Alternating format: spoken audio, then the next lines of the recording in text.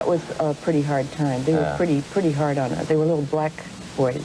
They came running along and all fell at once and cut their legs. They called her America's little sweetheart, with bouncing curls, twinkling eyes, and a voice that could light up a broken nation.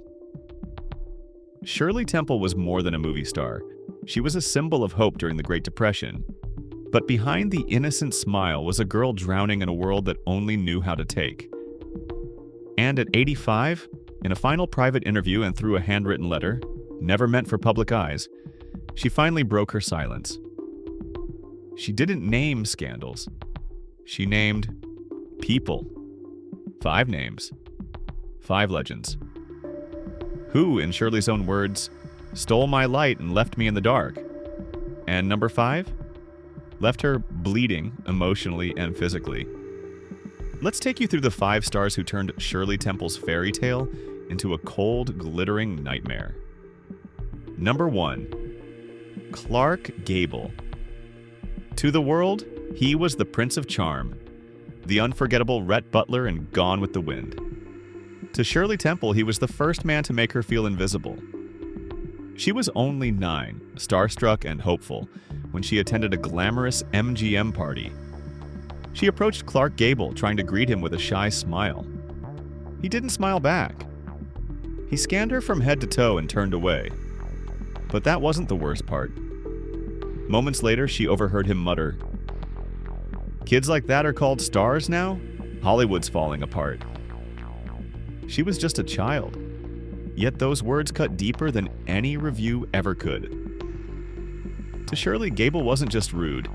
He was a mirror of Hollywood's darkest truth, that young stars weren't respected, only used. They never shared a screen, but Gable became her first scar. Number 2. Judy Garland. One played Dorothy. The other danced through bright eyes. Fans dreamed of a sisterhood between the 2 biggest girl stars of the era.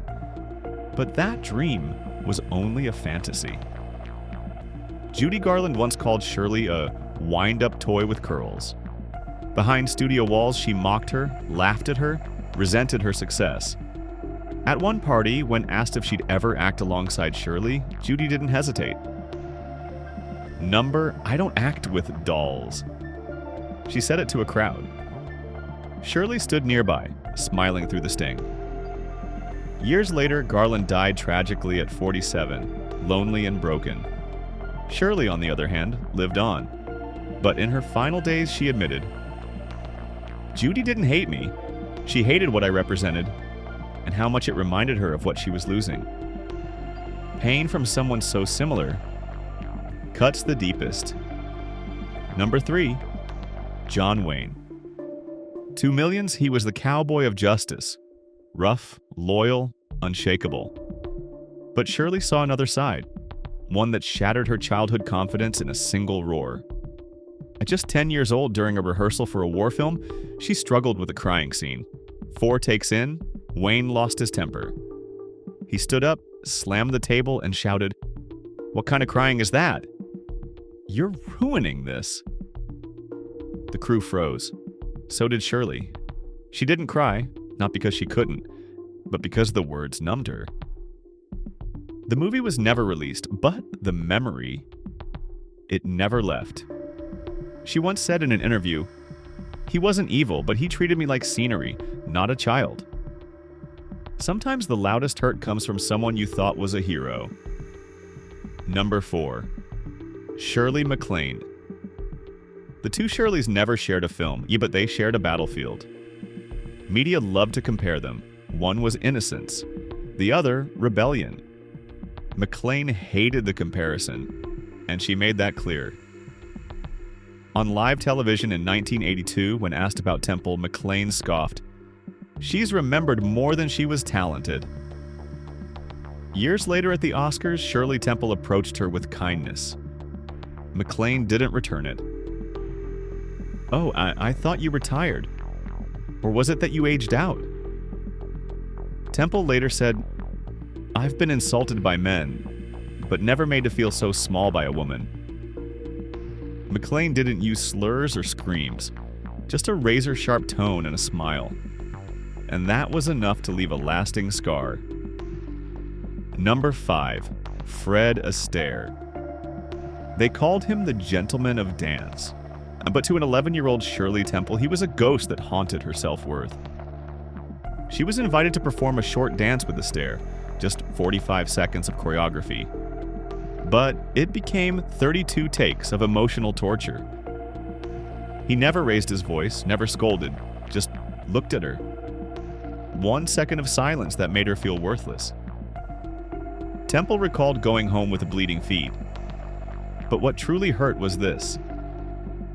I felt like I'd never be enough for him. Not as a dancer, not even as a person. Sometimes cruelty doesn't need volume, it just needs stillness. Shirley Temple lived a life under blinding lights, but in private shadows she carried wounds that words couldn't always express. These 5 names weren't just actors. They were experiences. The ones that shaped her silence. They never struck her. They never made headlines. But they chipped away at the girl behind the curls. 1 word, 1 look, 1 cold silence at a time. Clark Gable, The First Wound. Judy Garland, The Bitter Mirror.